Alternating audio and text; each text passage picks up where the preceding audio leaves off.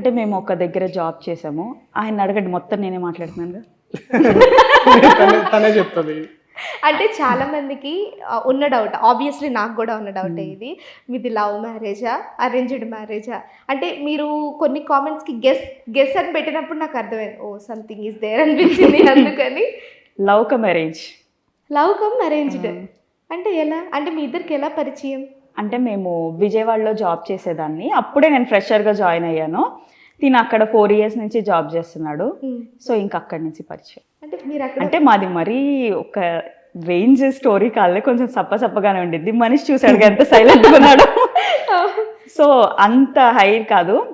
అంటే మేము చాలా కన్ఫ్యూజన్లో ఉన్నాం, చేసుకోవాలా వద్దా అని. ఎందుకంటే వీళ్ళదేమో బాగా కొంచెం పల్లెటూరు, నేలకొండపల్లి. తిని ఎలాంటి టైప్ అయితే ఈ జాబ్లు ఇవేమొద్దు, ఒక మంచి కోల్డ్ ఫారం పెట్టుకుందాము, మంచిగా వ్యవసాయం చేసుకుందాం అన్న టైపు. నేనేమో అసలు మొత్తం ఇటు సైడ్.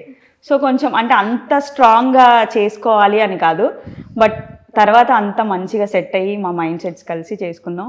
చేసుకున్న టైం నుంచి మొత్తం లక్కే ఇచ్చి ఏ టైంలో చేసుకున్నానో కానీ ఇంకా తిరిగి అసలు వెనక్కి చూసింది లేదు. ఓకే. అంటే నార్మల్గా ఆయన చూస్తే ఫుల్ సైలెంట్ ఉంటారు కదా, అలాంటి మనిషి ఎలా లవ్లో పడ్డారా అని ఒక చిన్న డౌట్. అడగండి ఆయన్ని. అసలు చెప్పండి, నార్మల్గా మీరు అంటే ఇంత సైలెంట్ ఉన్నారు కదా, ఎలా అసలు స్వాతి గారిలో మీకు ఏం బాగా నచ్చింది? అంటే లవ్ ఎట్ ఫస్ట్ సెట్ మీకా ఆవిడికా? తను చెప్తేనే బాగుంటది. ఇది బాగుంది. నేను చెప్తాను, తను చెప్తే బాగుంటుంది. అంటే లవ్ ఎట్ ఫస్ట్ సైట్ ఇవన్నీ కాదులే కానీ, అంటే అంత ఎక్స్ప్రెస్ కూడా మేము ఎప్పుడు చేసుకోలేదు. బట్ నార్మల్గా అలా వెళ్తూ ఉంది. ఒక్కనొక పాయింట్లో వాళ్ళ డాడీ, నేను మా బావగారు వాళ్ళ పాపది ఫంక్షన్ బర్త్డే పార్టీ ఉంటే వెళ్ళాను. సో అక్కడ మామూలుగా వీళ్ళ రిలేటివ్స్ని అందరినీ చూసాను. ఈయన ఇన్వైట్ చేశారు. మా మావయ్య కూడా కాల్ చేసి రమ్మన్నారు.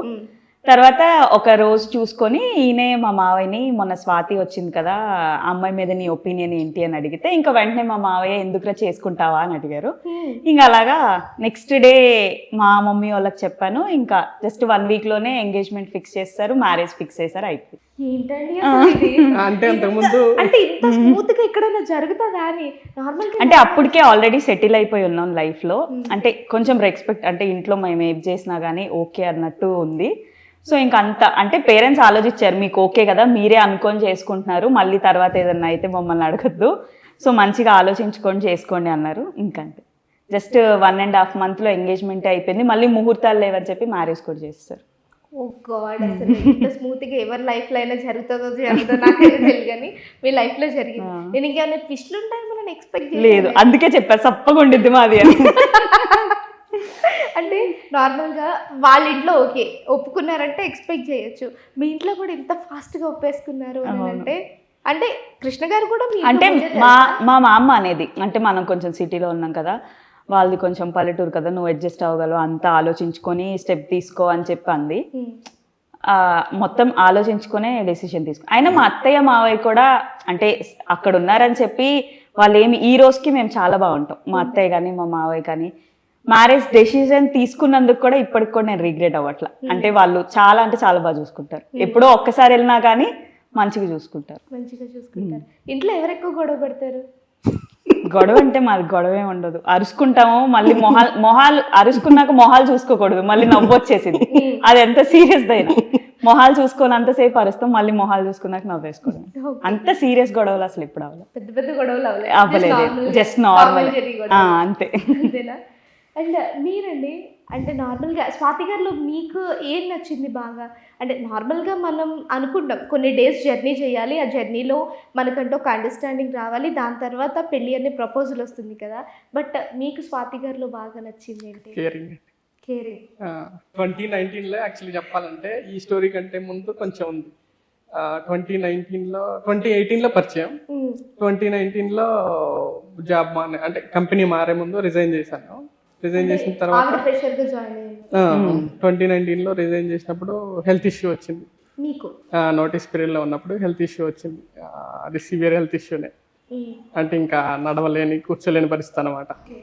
ఆ టైం అంటే స్పైనల్ ఇష్యూ వచ్చింది, బల్జ్ అయింది, డిస్క్ బల్జ్ అయిపోయి ఇంకా అంటే తెలియలేదు, సడన్ గా వచ్చింది అది, తనకి ఏం చేయలేని పరిస్థితి. అప్పుడు హాస్పిటల్ చుట్టూ తిరిగాం, 1, 2, 3 అట్లా 4, 5 హాస్పిటల్ తిరిగాం సెకండ్ ఒపీనియన్ కోసం. అంటే వీళ్ళు చెప్పేది కరెక్ట్ అయినా కాదా, సెకండ్ ఒపీనియన్ తీసుకుందాం అన్నట్టుగా ఒక 3-4 హాస్పిటల్స్ తిరిగాం ఖమ్మంలో. తిరిగితే వాళ్ళు అందరూ అదే చెప్పారు, సర్జరీ చేయాలి, సర్జరీకి వెళ్ళాలని చెప్పేసి అన్నారు. అంటే అప్పుడు ఇంకా ఖమ్మంలో ట్రై చేస్తే ఖమ్మంలో అంత అనిపించలేదు. అమౌంట్ అని ఇన్సూరెన్స్ ఉంది, కంపెనీ ఇన్సూరెన్స్ ఉంది అని చెప్పేసి ఇంకా విజయవాడలో వీళ్ళకి మెడికల్ డిపార్ట్మెంట్లో వర్క్ చేసే వీళ్ళ కజిన్ ఉన్నాడు. వీళ్ళ కజిన్ ఇంకా వీళ్ళ నాన్నమ్మకి తెలిసిన వాళ్ళు ఉంటేనో వెళ్ళాము విజయవాడ. నేను మా బావమర్ది వెళ్ళాం, ఇద్దరం వెళ్ళాము. రిపోర్ట్స్ అన్ని తీసుకొని వెళ్ళిన తర్వాత తను మా వెంటే ఉంది, మొత్తం దగ్గరుండి తనే చూసుకుంది.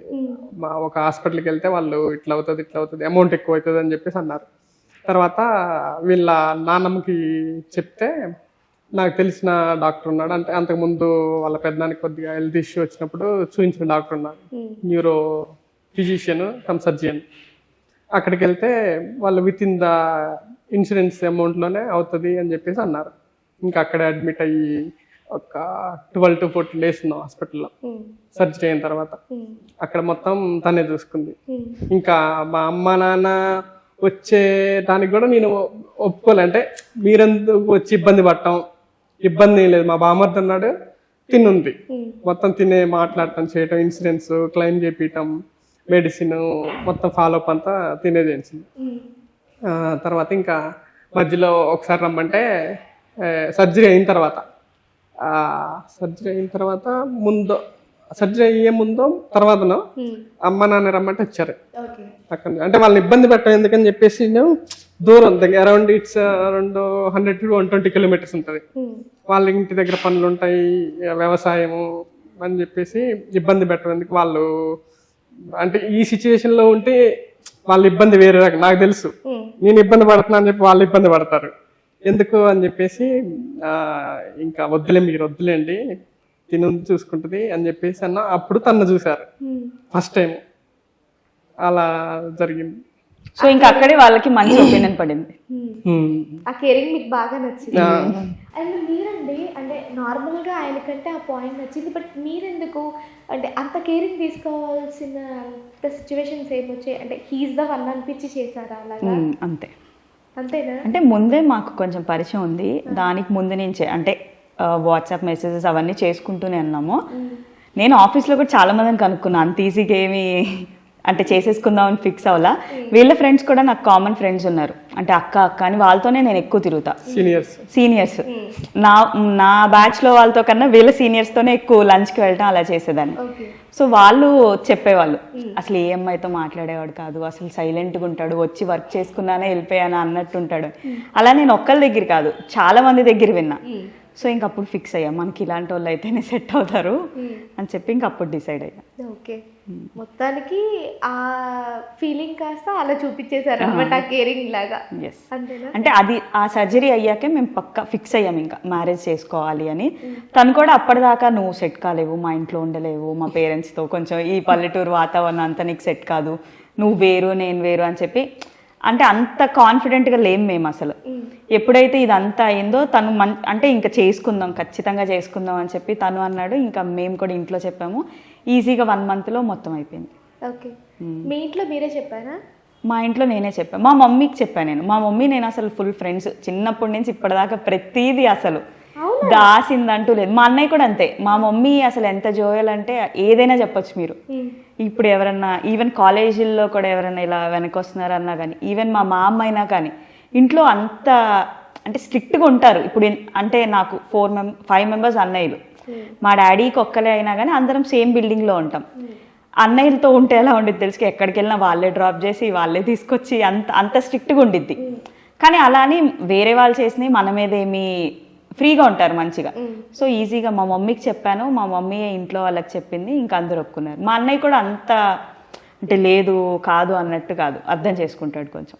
అందులో తిన్ని కూడా ఒకసారి చూసారు, కొంచెం మనిషి సైలెంట్గా ఉన్నారు, చూసారు దగ్గరగా. వీళ్ళంతా వీళ్ళ ఫ్యామిలీ కూడా తెలుసు కొంచెం అంటే మంచి పద్ధతిగా ఉందని. ఇంకా వాళ్ళు చేయాలన్నా ఇలాంటిదే చేయాలనుకుంటారు కదా. సో ఇంకా ఏ ప్రాబ్లం లేకుండా యాక్సెప్ట్ చేసి చాలా స్మూత్గా, చాలా హ్యాపీగా, చాలా హ్యాపీ ఎండింగ్తో మీ మ్యారేజ్ అయిపోయింది అనమాట. అంతేనా? ఓకే, అంటే నార్మల్గా మీ ఇంట్లో అంత అంటే చాలా వరకు చాలా ఇంటి చూస్తే